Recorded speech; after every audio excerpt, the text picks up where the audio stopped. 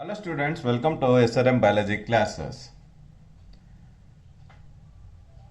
Today I will going to explain the main important brief outlines of the chapter Organisms and Environment. Organisms and Population. Organisms and Population. In invalid terminology, the ecology is defined as, it's the branch of biology. It will mainly deal with the interaction between the living organism and the surrounding environment. Living organism and the living organism and the surrounding environment is purely designated as ecology. For the first time, the term ecology was coined by Ernest Haeckel. P. Odum was popularly designated as father of ecology. The Ramdeo Mishra P. Ramdeo Mishra was popularly designated as father of Indian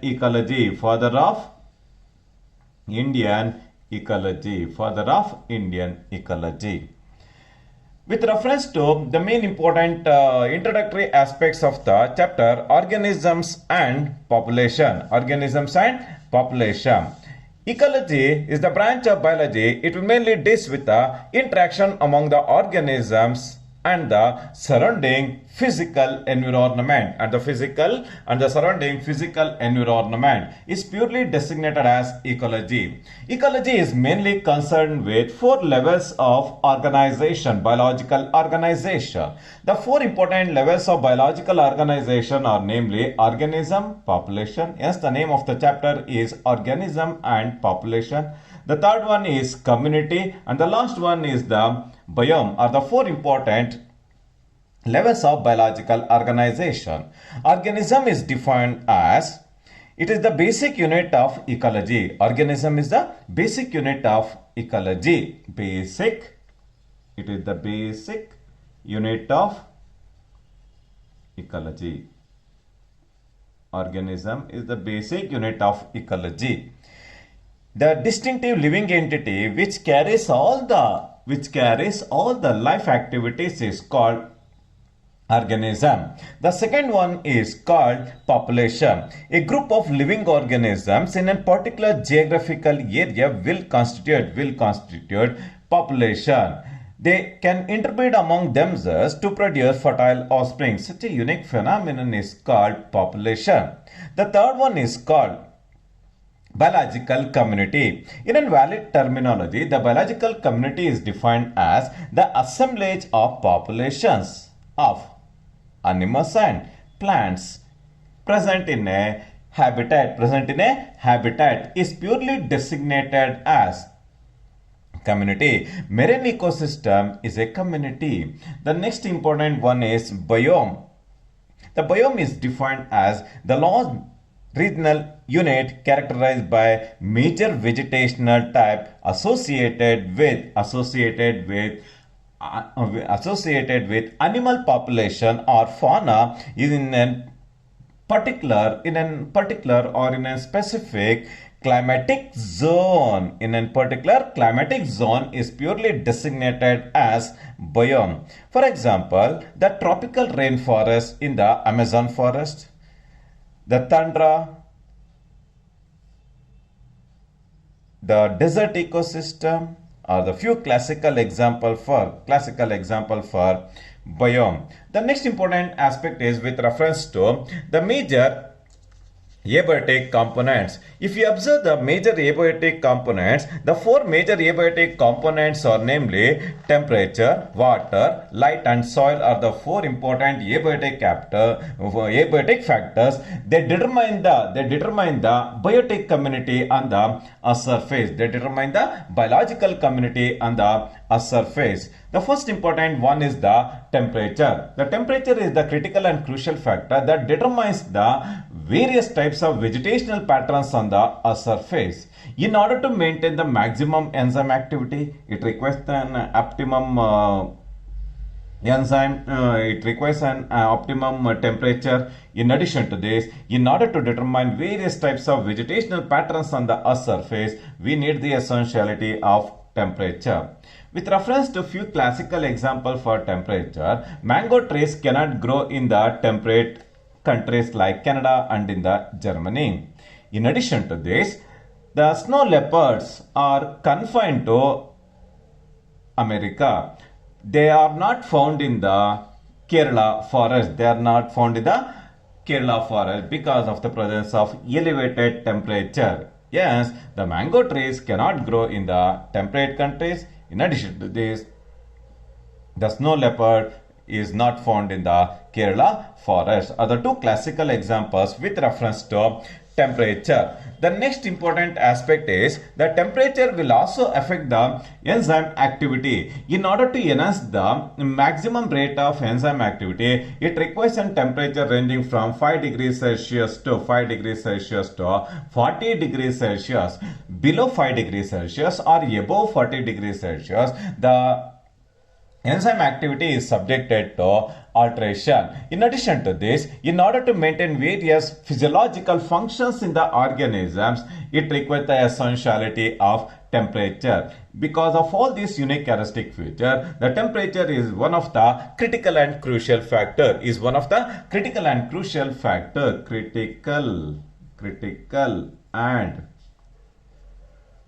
factor in determining the vegetational patterns on the earth surface. Based on the thermal tolerance is taken into consideration in order to classify the living organisms into two important types, namely eurythermal, and the second one is called stenothermal.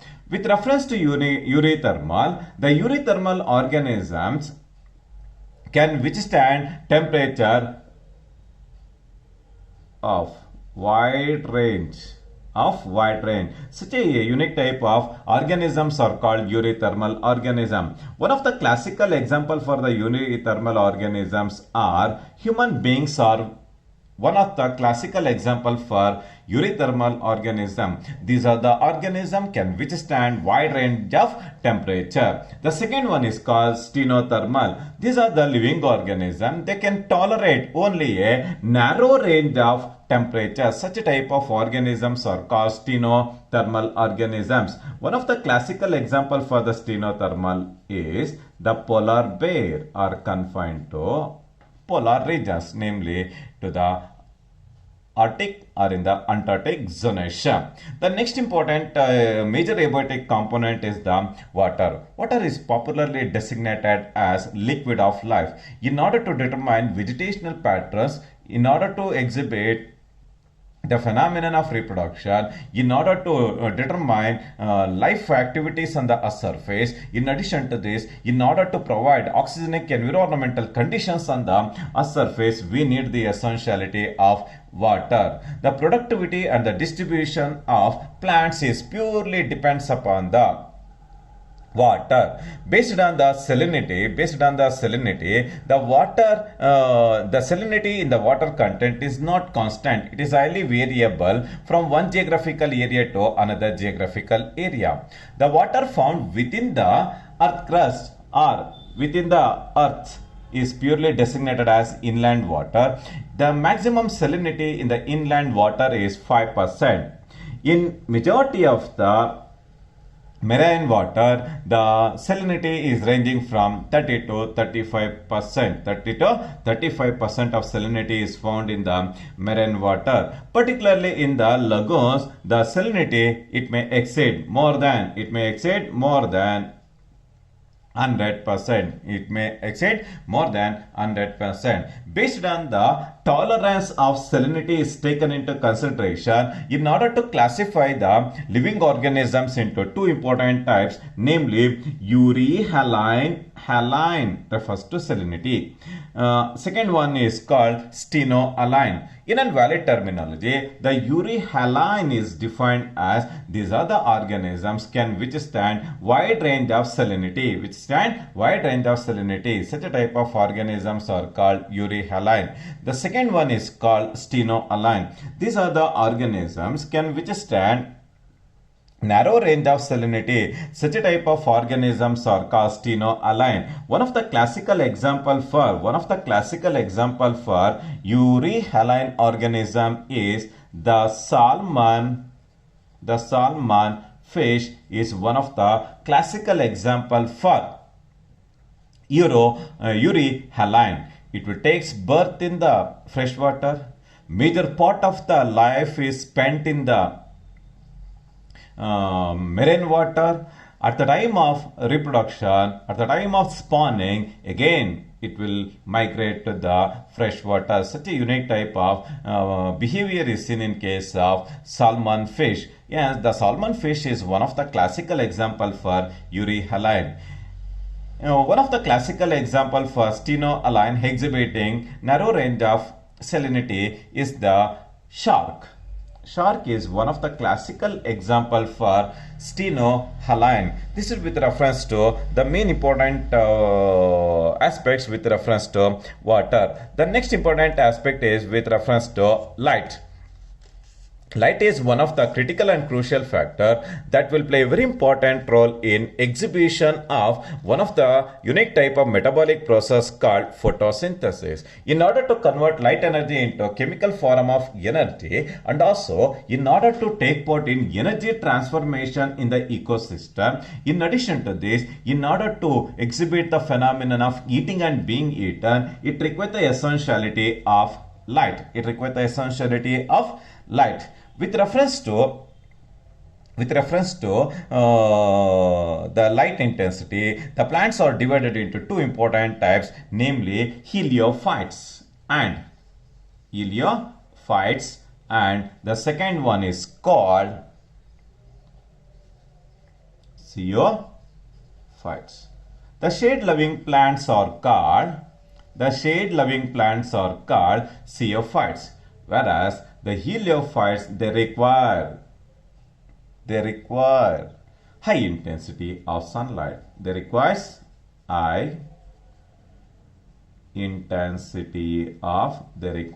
high intensity of sunlight. Such a type of organisms are called heliophytes. H for high intensity, CO for shade. CO for shade loving plants are called xeophytes. In addition to this, especially for the living organisms, it requires the essentiality of light, especially in case of green plants. Through with the help of photosynthesis, the light energy will get converted into a chemical form of energy in the form of starch. The starch is the final end product of photosynthesis. It is actively synthesized by making use of light energy, especially in case of flowering plants. In order to exhibit the flowering, it requires the essentiality of light. In addition to this, based on the light intensity, the organisms, they exhibit breeding pattern. They exhibit migratory behavior, and also they exhibit the phenomenon of foraging. They normally feed during the day condition or in the nocturnal condition. In order to exhibit all such physiological and behavioral changes in the living organisms, we need the essentiality of light. If you observe the UV component of the light, the red light will exhibit maximum rate of photosynthesis. In addition to this, in majority of the marine plants, based on the light spectrum is taken into consideration in order to exhibit chromatic adaptation. They absorb blue-green light. Such a type of chromatic adaptation is seen in case of green algae, in case of red algae, and also in case of brown algae. The characteristic wide variety of algal varieties is purely depends upon the light intensity. The next important aspect is with reference to the soil. The soil is the natural nutritious media in order to exhibit wide range of vegetation on the a surface. The study of soil is called pedology. The soil is mainly formed with a process called weathering. The weathering of the earth crust resulting in the formation of sand particles. The sand particles, when it combines with the organic matter, derived from the living organism, led to the formation of a natural nutritious media called soil. ನೋಡಿ, with reference to pedology, the study of soil is called pedology. The properties of the soil, it will mainly varies according to the nature of the weathering process, and the climatic condition will play a very important role in determining the soil composition. And also, in order to determine the grain size and aggregation of the soil particles, and also in exhibiting the phenomenon of percolation, and also in addition to this, in order to determine the water holding capacity of the soil, the size, the porosity, the nature of the climatic condition, the type of the weathering process will play a very important role. With reference to aquatic environment, based on the nature of the sediment,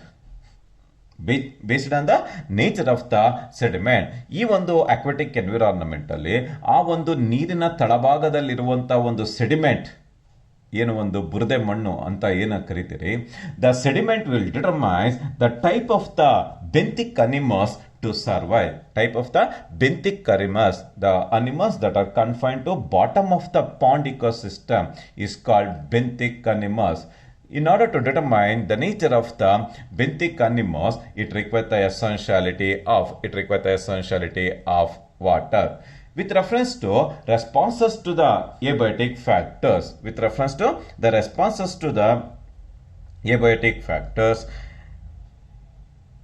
in order to maintain the phenomenon of homeostasis.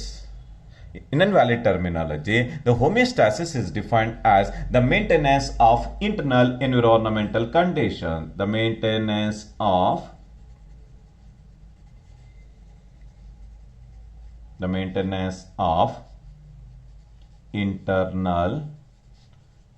environmental conditions is called homeostasis. With the exhibition of homeostasis, each and every living organism, it has to exhibit response to the physical, physiological, behavioral and biochemical changes. Thereby, with the exhibition of all these unique characteristic features, the organism started to survive in that particular geographical area. Will start to survive in that particular geographical area. The four important responses exhibited by the living organism are namely regulate, conform, migrate and suspend. Regulate, conform, migrate and suspend are the four important responses exhibited by the living organism. The first important one is with reference to regulate. We have to regulate the phenomenon of homeostasis with the exhibition of physical and behavioral adaptation. With the exhibition of physiological and behavioral adaptation, we have to maintain constant body temperature, or we have to exhibit the phenomenon of constant osmotic concentration through osmoregulation. Through osmo and through thermoregulation, we started to exhibit the phenomenon of homeostasis. With reference to mammals, the mammals, they exhibit the phenomenon of thermoregulation. In order to maintain optimum body temperature, each and every living organism, especially in case of warm-blooded animals, it has to maintain a body temperature of about 37 degrees Celsius. In case of human beings, it will play a very important role in maintenance of all the physiological and behavioral activities in the living organism. In winter, with the presence of very low surrounding temperature, we have to raise the body temperature to 37 degrees Celsius. With the vigorous shivering of the muscles, we started to raise the body temperature. We started to raise the body temperature. Such a unique type of thermoregulation is seen in case of mammals just to survive. The next important aspect is with reference to confirm. 90% of the animals, nearly all plants, they cannot maintain constant environmental temperature.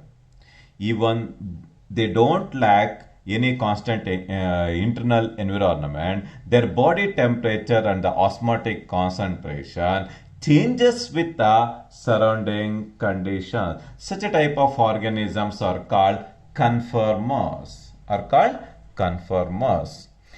One of the classical example for the conformers are, especially in case of small animals like shrews, and one of the smallest bird is called hummingbird. They tend to lose the body heat very fast. Because of this unique characteristic feature, they do not survive in the colder environmental condition. They are energetically expands to generate the body heat through metabolism. Yes, shrews and hummingbirds are never found in the colder regions. They are very expensive to maintain the optimum body temperature. In addition to this, the polar bear, it exhibits the phenomenon of hibernation based on the surrounding conformation. By exhibiting the phenomenon of hibernation in conformity with the surrounding environmental conditions, it exhibits the phenomenon of winter sleep. The next important aspect is with reference to responses to abiotic factor is migrate. In a valid terminology, the migration is defined as the temporary movement of living organism from stressful habitat to more hospitable areas and return when stressful period is over. Such a unique type of behavioral change is called migration. During the winter season, majority of the crane varieties from the northern regions and from the Siberia, they migrate to the warm areas in our nation. The two warmer places in India are Bharatpur in the Rajasthan and also the Kiloba National Park in Rajasthan are the two important places they meant for receiving the migratory bird from the northern hemisphere and also from the Siberia. Because of the presence of warm environmental conditions in the Bharatpur National Park and also in the Kiloba National Park, they exhibit the phenomenon of breeding process. Again, soon after the over of the stressful conditions, they migrate to their native place. Such a unique type of behavioral adaptation is called migrate. The next and the last important response to the abiotic factor is called suspend. In order to withstand the adverse environmental conditions, majority of the bacteria and fungi and also in case of lower plants, they produce thick walled spores. With the help of thick-walled spores, they undergoes a period of dormancy. Soon after the approach of favorable conditions, they break its dormancy and develop into new individual organism. They develop into new individual organism. Such a unique type of suspension behavior is seen in case of lower plants, bacteria, and also in case of fungi. With reference to suspend, in case of animals, you can find the presence of three important types of suspending behaviors. The first one is called hibernation. Especially in case of polar bear, you can find the phenomenon of hibernation. During these conditions, it undergoes winter sleep for a period of 6 months in order to escape from the adverse environmental conditions. Soon after the approach of the summer, it will break its hibernation, leads to normal life. The second one is called estivation. The phenomenon of estivation is seen in case of snails and also in case of certain varieties of the fishes. You can find the presence of estivation. Estivation is purely designated as summer sleep. And also, you can find the presence of diapause condition, especially in case of zooplanktons living in the ponds and in the lakes. In case of diapause, under unfavorable conditions, many zooplanktons in the lakes and ponds, they entered into a dormant state. They entered into a dormant stage called diapause. Are the few classical examples for the diapause. In addition to this, another classical example is in winter, the larvae of the pink cotton bollworm enters into diapause. Soon after the approach of the favorable condition, it will break its dormancy and leads to normal life. The next important aspect is adaptation. In a valid terminology, the adaptation is defined as the adjustment of the living organism to the surrounding environmental conditions is called adaptation. You can find the presence of physical, morphological and behavioral adjustment of the living organism to survive and to reproduce in a particular habitat is purely designated as adaptation. With reference to a few classical examples for the adaptation, one of the classical example is the presence of kangaroo rat in the North American desert is one of the classical example for adaptation. Another classical example is the presence of thick cuticle followed by the exhibition of cross-lucid acid metabolism, followed by the presence of sunken stomata, followed by the opening of stomata only during the night condition, and the leaves are reduced to spine-like structures, and stem will perform the function of photosynthesis, are normally seen in case of cactus and in case of opuntia. In order to exhibit the phenomenon of adaptation. Another classical example for the adaptation is the presence of polar bear in the polar region or in the Arctic and in the Antarctic zonation is one of the classical example for the adaptation. In conformity with the low temperature, it exhibits the phenomenon of Allen's roll. With the exhibition of Allen's roll, the limb size in case of polar bear is very short, characterized by the presence of narrow nostrils, characterized by the presence of thick wool. In addition to this, the organism it started to exhibit very thick layer of fat deposition during the summer season, and that fatty layer will act as a heat insulator. It act as a heat insulator. With all these adaptations, with the exhibition of Allen's role, even in such a harsh environmental conditions, you can find the presence of mammalian population. Population. Another classical example is the presence of blubber in case of marine organisms. Is another classical example for the adaptation. The next important aspect is physiological adaptation. One of the classical example for the physiological adaptation is the exhibition of altitude sickness.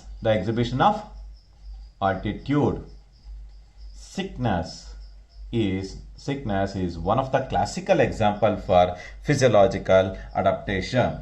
In order to compensate or in order to survive even in such a higher altitude, the human body will started to take part in increased RBC production.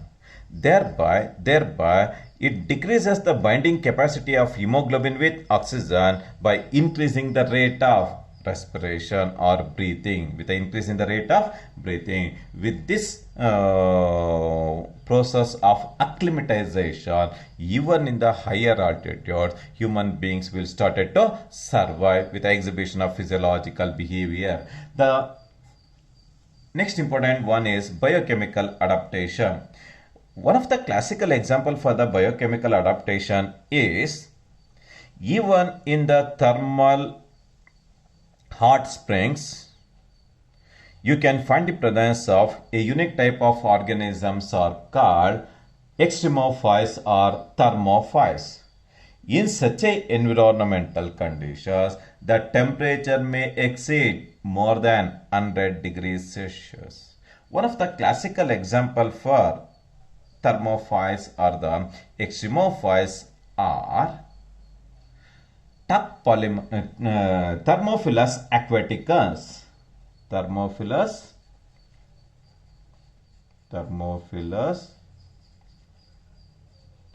aquaticus is one of the classical example for thermophiles. It can withstand temperature more than 100 degrees Celsius. Even majority of the fishes will survive in the Arctic and also in the Antarctic zonation where the temperature is below zero degrees Celsius. Even in such a harsh environmental conditions, you can find the presence of small fish population. The last important adaptation is with reference to behavioral adaptation.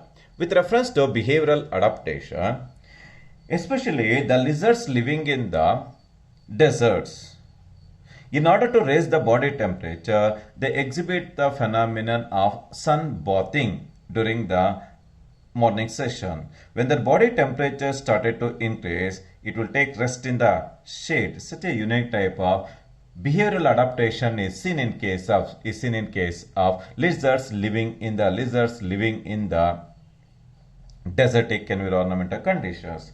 In addition to this, majority of the birds with the approach of the winter season, they exhibit the phenomenon of migration. Migration is one of the classical example for behavioral adaptation.